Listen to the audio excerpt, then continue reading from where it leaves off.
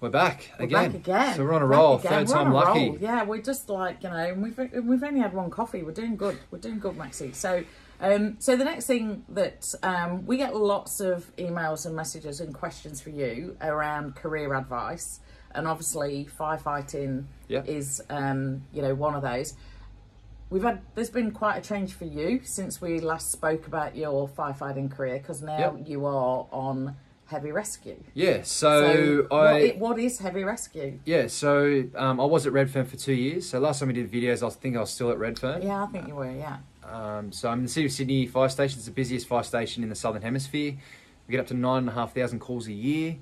And because working in the City of Sydney, we have quite a big station. We have 30 staff, we have 5 trucks, we have 2 normal pumpers, the Fly and the Runner. We have an aerial appliance, which is our ladder platform, of Bronto.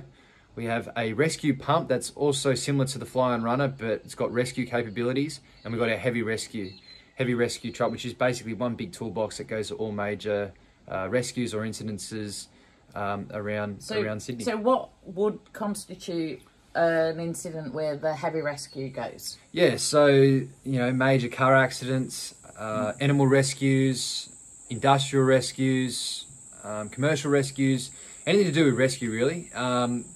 You know, we have the hydraulic tools, we have acro props if there's a building collapse, we have a thermal lens if we need to cut, you know, an axle of a truck that's run over. Oh, okay, yeah. You know, yeah. It's we have flooding capabilities, so we go and water vac.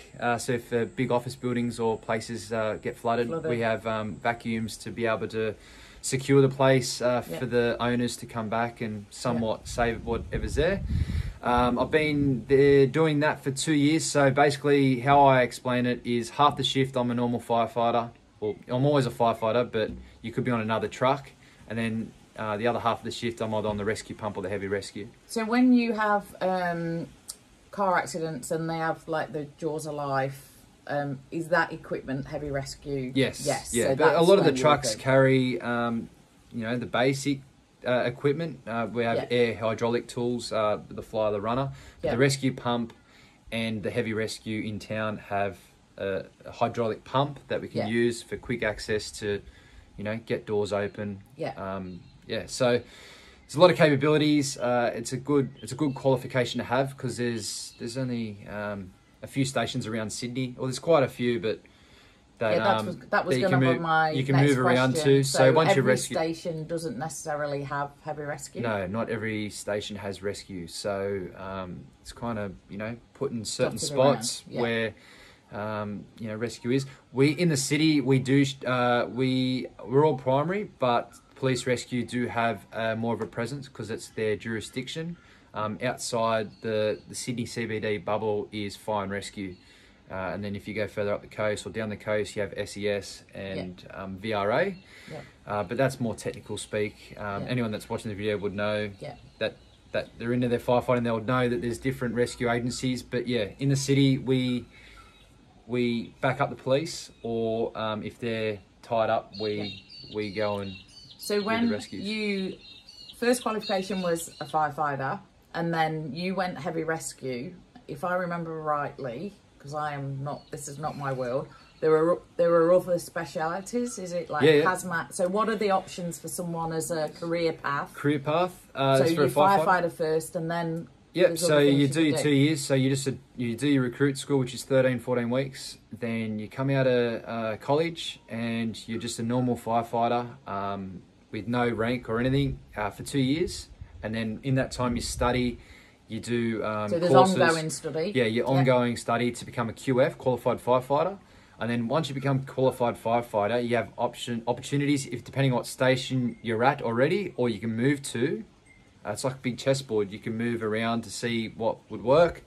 You got hazmat, heavy hazmat, which is hazardous materials, and they do all sorts of chemicals and so when chemical spills and things like that. You have rescue stations, which I was just explained before. You have CAS pumpers, where they specialise in they're firefighters, but their trucks have got foam capabilities, so they go to more serious instances and be called upon, so they can leapfrog other stations to go to bigger fires. Right. And use their foam capability, because our foam is so used, bigger fires, so yep, like maybe factory fires and stuff like that. They use their foam capabilities.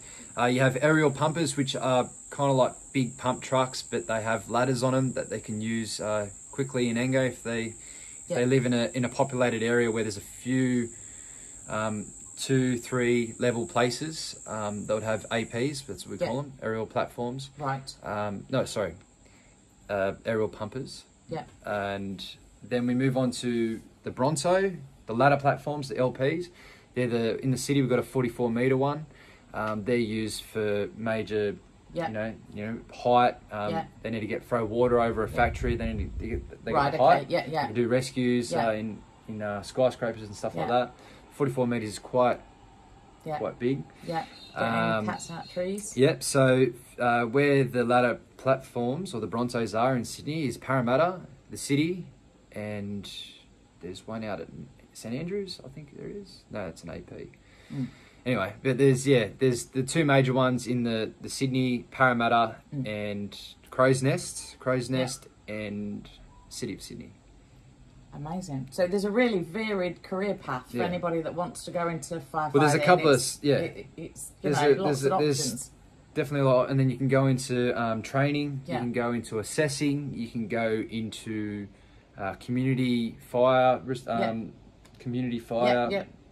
prevention and all that sort of stuff. So because I think people wouldn't realise that it's such there's so many different things. You know, but all in all, love being a firefighter. I know, Maxi. I think once a firefighter, always a firefighter. It's just cool to have extra capabilities and be able to do other Even I things. feel I know so much more. Yeah. Because you live, eat, sleep and drink it. Yeah, love it. So no, I think it's really good for you know, when we do get questions about firefighting, we can direct, you know, people to this video, and they'll know a little bit more about it. This is what it's all about. Today's the 11th of Feb 2021. Yeah. You know, it's been a while since we've done the last firefighter video, so just give you a little bit of insight of what it is to be a part of Fire and Rescue New South Wales.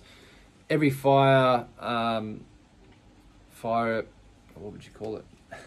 Incident. No, fire service. Different fire services. You got Victoria. You know, you got different states that have different things and different trucks and different all sorts of stuff. So, no matter where you are watching this video, I'm sure you know it wouldn't hurt. Go down to your local fire station if you are interested in becoming a firefighter one day.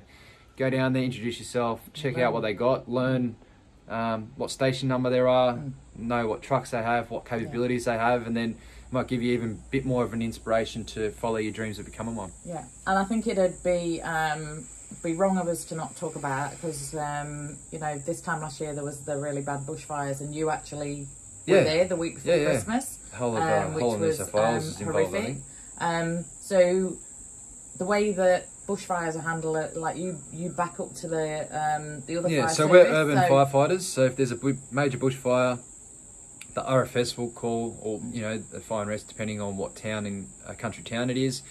They'll call for backup, and then they will get strike teams set up, and different agencies would fight it. So you got national parks, they got a fire service. You got RFS, which is the rural fire service. You got fire and rescue.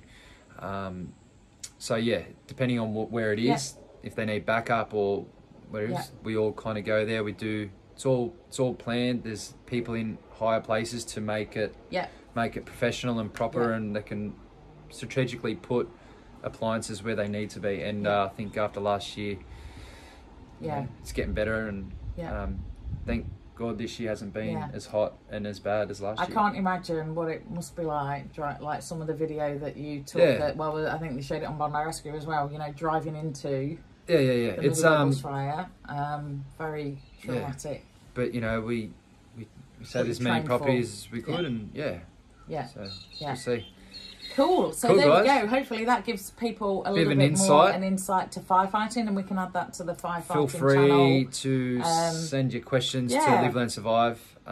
We do see all the messages. Live Learn Survive Instagram. Yeah, because you know, we can always put questions down for when we do this again. So anything you want to know, send it through. No worries, guys. Well, I hope you have a great day, and we'll see you in the 4th video. Yeah, there you go. We'll come back again later, somewhere on the page.